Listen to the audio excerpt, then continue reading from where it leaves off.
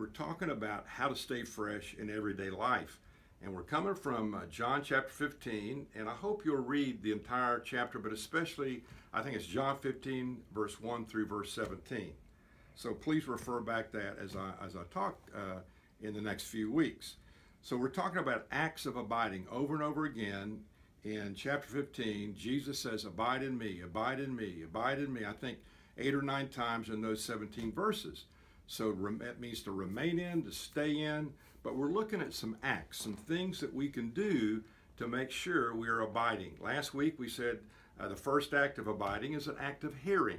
Today, the second act of abiding is an act of faith.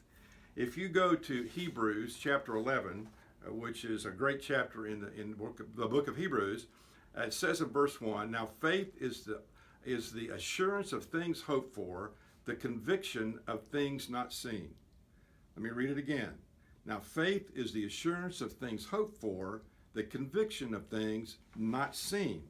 And so trust God in terms of abiding. So how do we know that we can trust God? Maybe you've had a bad experience, or know others that have had a bad experience in trusting God and they were disappointed. How do you know you can trust God? I love this story. So a Baptist deacon had a cow, and he wanted to sell that cow for $150. So he put a rope around its neck, hooked it to the fence out by the little road where he lived, and put a little sign up for sale, $150. Man came along, he said, can I take a look at your cow? He said, well, sure. He said, why don't you go on home and get your money, come on back, and you can have the cow. The man said, listen, do you mind if I just go ahead and take the cow with me? I'll promise you I'll bring the money back. By the way, I'm a Presbyterian elder.